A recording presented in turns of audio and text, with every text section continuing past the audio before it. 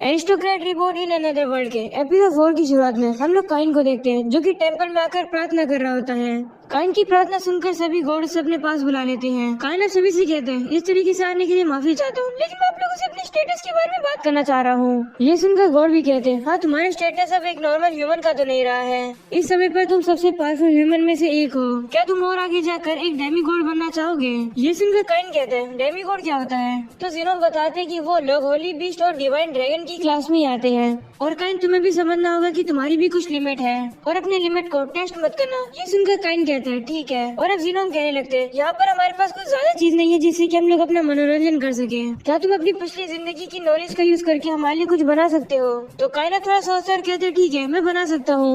और अब अगले सीन में हम लोग देखते हैं काइन अपनी मॉम और बहन के साथ शॉपिंग पर आया है। वहीं पर काइन ये सब सहन नहीं कर पा रहा होता है, उसके लिए काफी ऑकवर्ड फीलिंग है, इसलिए काइन अब बाहर आ जाता है। ये कहते हैं कि वो जगह सिर्फ लड़कियों के लिए थी। तभी काइन की नजर सामने जाती है तो उसे पता लगता है कि वहाँ तो पारमा होती है।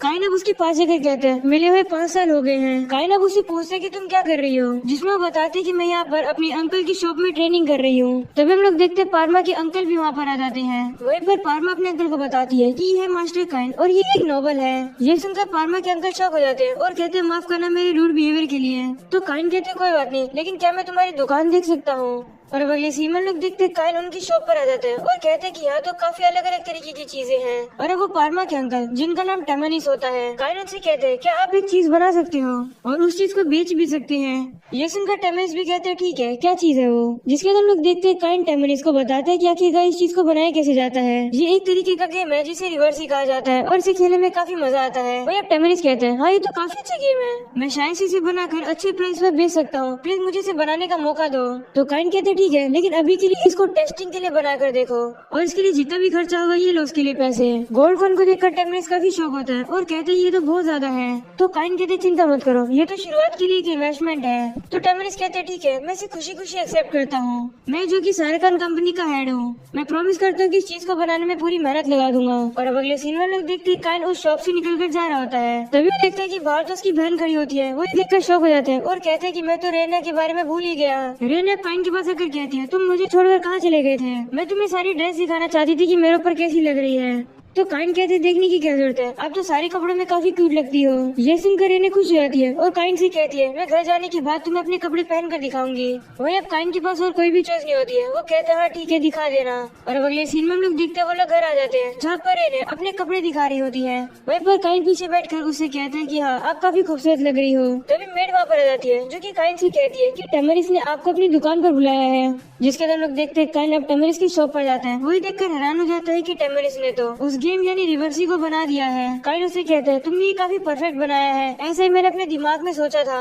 जिसके काइन टेमरिस को बताते हैं कि आखिरकार इस रिवर्सी को खेला कैसे जाता है। वहीं पर पारमा भी कहती है ये तो काफी मजेदार गेम है, मैं इसे दोबारा खेलना चाहती हूँ। गेम के सभी रूल सीखने के बाद टेमरिस काइन से कहते हैं ये तो काफी अच्छा गेम है, ये तो जरूर बिकेगा। तो काइन कहते हैं अगर ऐसी बात है तो हम लोग इसके अलग अलग वर्जन बनाते हैं, एक नॉर्मल लोगों के लिए और एक नोबल लोगों के लिए, क्योंकि नोबल लोगों को फैंसी चीजें काफी पसंद आती है। और हम लोग एक रेगुलर वर्जन भी बनाएंगे जिसे सभी लोग अफोर्ड कर पाएंगे।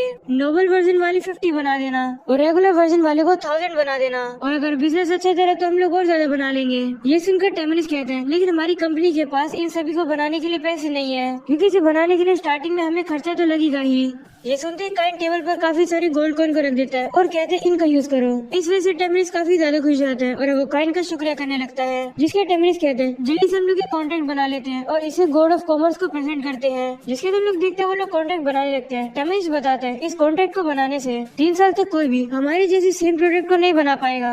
जिसके हम लोग देखते हैं अब वो लोग कॉन्ट्रैक्ट बनाना शुरू करते हैं और अब कॉन्ट्रैक्ट पूरा हो जाता है और ये वाला प्रोडक्ट अब इनका हो गया है। ये सुनकर काइन भी काफी खुश होता है और उसे कहते हैं क्या आप एक और रिवर्सी बनाकर मुझे दे सकते हो, मुझे किंग को देना है। ये सुनकर टेमनिस काफी ज्यादा शौक होता है कि उसका बनाया हुआ प्रोडक्ट को किंग यूज करेंगे। वही दूसरी तरफ हमें पता लगता है कि काइन ने एक रिवर्सी को गॉड के पास भी भेज दिया है। इस समय पर अब गॉड उस रिवर्सी को खेलकर काफी एंजॉय कर रहे हैं। जिसके तो हम लोग देखते काइन अब अपने घर पर वापस आता है, जहाँ पर मेड काइन को बताती है कि डेब्यू सेरेमनी शुरू हो गई है, आप यहाँ पर क्या कर रहे हो। ये सुनकर काइन शॉक हो जाता है और वो जल्दी से कार्ट में जाकर कैसल की तरफ निकल जाता है। और अब काइन के फादर से कहते हैं आज तुम बैरोन बनने वाले हो, वहाँ पर काफी सारे लोग होंगे जो कि तुमसे कहेंगे कि उनकी बेटी से शादी कर लो, उन लोगों से संभल कर रहना। तो काइन कहते ठीक है, मैं कैसे भी करके उन्हें हैंडल कर लूंगा। और अब अगले सीन में लोग देखते वो लोग कैसल में पहुँच जाते हैं, जहाँ पर काइन कहते हैं मैं थोड़ा नर्वस हो रहा हूँ। और वो लोग अंदर आते हैं तो काइन देखकर काफी ज्यादा शौक हो जाते हैं कि वहाँ तो काफी सारे लोग हैं। काइन अब अंदर जा ही रहा होता है तभी से वही पर्सन मिलता है जो कि उसे उस दिन दरबार में मिला था, जो कि उसके खिलाफ था। काइन ये भी देखता है कि उसके साथ कुछ बच्चे भी होते हैं। काइन अब उन्हें इग्नोर करके वहाँ से चला जाता है, जिसके बाद काइन एरिक और सील के पास आता है। वहीं पर काइन के फादर अब अपना इंट्रोडक्शन देते हैं। ये सुनकर काइन मन में कहते हैं हाँ वो बैरोन वाली बात तो प्राइवेट में हुई थी, इसलिए यहाँ पर बाकी के लोगों को नहीं पता होगा, इसलिए हम लोग ऐसे एक्ट करें कि हम लोग एक दूसरे को जानते ही नहीं है। वही बैरी की बस स्माइल करके काइन से कहते हैं कि मेरी बेटी को उस दिन बचाने के लिए शुक्रिया, मैं दुआ करता हूँ कि हम लोग का रिलेशनशिप आगे अच्छा होगा। वहीं पर सील भी काइन को अपना इंट्रोडक्शन देती है। वो काइन से कहती है मुझे बचाने के लिए शुक्रिया। वहीं पर काइन सील को देखकर पिघल जाता है। वो उसे कहते हैं आप इस ड्रेस में काफी खूबसूरत लग रही हो, एक बार के लिए मुझे तो लगने लगा था कि आप ही प्रिंसेस हो। अपनी तारीफ सुनकर सिल्क भी काफी ज्यादा खुश हो जाती है और वो लोग आंखों से आंखें मिलाकर काफी ज्यादा एक दूसरे को देख रहे होते हैं। तभी एरिक काइन को रोकता है और कहते हैं कि तुम सिर्फ 10 साल की हो और लड़कियों को इस तरीके से हैंडल कर पा रहे हो। ये सुनकर काइन और काइन के पैर सांस जाने लगते हैं। वही काइन के फादर काइन से कहते हैं लगता नहीं है कि तुम 10 साल के हो। तो काइन कहते हैं माफ करना, मुझे अपनी बहन की तारीफ करने की आदत है ना, जब भी मैं रेने की तारीफ करता हूँ वो काफी ज्यादा खुश हो जाती है, इसलिए मैंने सिल्क की भी तारीफ कर दी। जिसके तुम लोग देखते हैं वहाँ पर किंग आ जाते हैं अपनी स्पीच देने के लिए। किंग अब सभी लोगों का शुक्र करते हैं किंगडम के लिए इतनी मेहनत करने के लिए, जिसके बाद किंग की स्पीच खत्म हो जाती है और अब सभी लोग वहाँ से जाने लगते हैं। वहीं पर काइन किंग के पास जाकर उसका शुक्रिया करते हैं उन्हें यहाँ पर बुलाने के लिए। और अब काइन प्रिंसेस टेलस की तारीफ करने लगते हैं। वो उसे कहते हैं कि आप हमेशा की तरह काफी खूबसूरत लग रही हो, मुझे लगा कि मेरे सामने घोड़े से आ गई है, आपको देखकर तो मैं अपनी सांसें भी लेना भूल गया। ये सुनकर प्रिंसेस काफी ज्यादा शर्माने लगती है। वहीं किंग तो काइन से काफी जेलस फील करते हैं। जिसके बाद काइन किंग से कहते हैं मैं आपके लिए एक गिफ्ट लाया हूँ, क्या मैं आपको दे सकता हूँ। तो किंग भी मान जाते हैं और अब काइन उस गिफ्ट को निकालते हैं जो कि होती है रिवर्सी।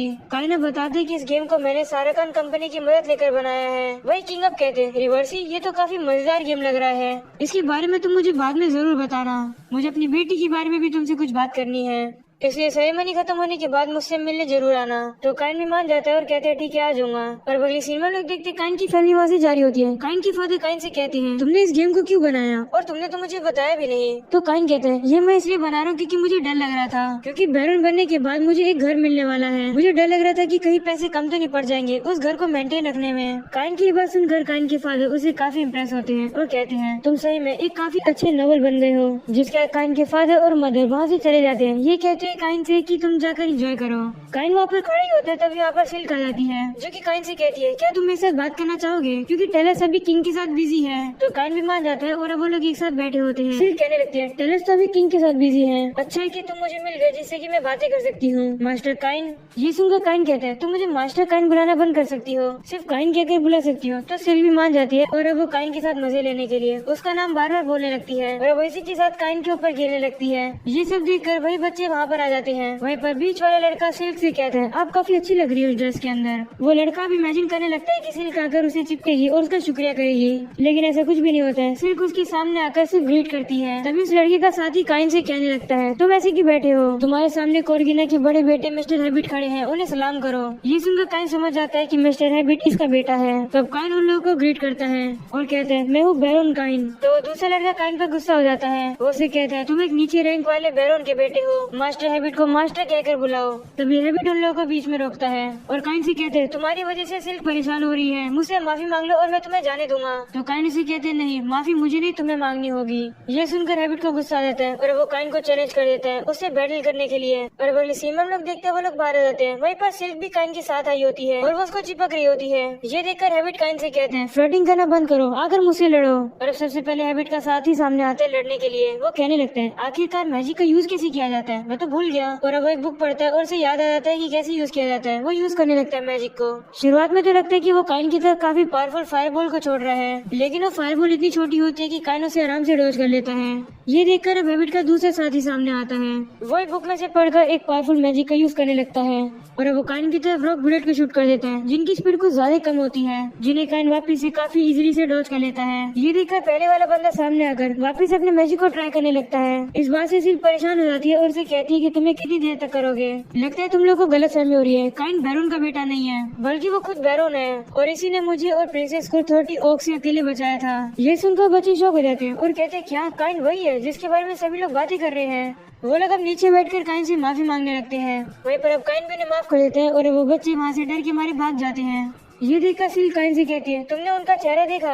आज जो मैं ये बात जाकर टेरेस को बताऊंगी। ये सुनकर काइन कहता है नहीं प्लीज ऐसा मत करना। तो सिल कहती है मैं एक शर्त पर टेरेस को नहीं बताऊंगी, तुम्हें मेरे साथ डेट पर चलना होगा। इतने में टेरेस वहाँ पर आ जाती है। वो उसे कहती है तुम क्या बात छुपाने की बात कर रहे हो? तो सिल्क उसे बताती है कि काइन और मैं डेट पर जाने वाले हैं। ये सुनकर टेरेस कहती है ये गलत बात है, मुझे भी काइन के साथ डेट पर जाना है। तो काइन भी मान जाता है और कहता है ठीक है हम लोग भी डेट पर चलेंगे। ये सुनकर टेरेस काफी खुश हो जाती है। इतने में किंग वहाँ पर आ जाते हैं। वो पूछते हैं तुम कहाँ पर जाने की बात कर रहे हो? तो टेरेस उसे बताती है कि हम लोग काइन के साथ डेट पर जा रहे हैं। ये सुनकर काइन तो काफी ज्यादा घबरा जाता है। तभी किंग काइन से कहते हैं मुझे टेरेस के बारे में तुमसे कुछ बात करनी है, वो भी मैन टू मैन, आओ मुझसे बात करो। और अब अगली सीन में हम लोग देखते हैं किंग और काइन एक साथ रिवर्सी खेल रहे होते हैं। किंग को भी ये गेम काफी ज्यादा पसंद आने लगा है। तभी एरिक काइन के पास आकर कहते हैं मैंने सुना कि तुम सिल्क के साथ डेट पर जा रहे हो। किंग और एरिक दोनों ही काइन से कहने लगते हैं तुम्हें पता है ना, तुम्हें ज्यादा सतर्क रहना होगा, ये एक सीक्रेट है, इसलिए इसके बारे में किसी को भी नहीं पता चलना चाहिए। एंड ये पर जाता है ये एपिसोड खत्म। पसंद तो लाइक कर देना, चैनल को सब्सक्राइब कर देना। मिलते हैं नेक्स्ट एपिसोड में, तब तक के लिए पीस आउट।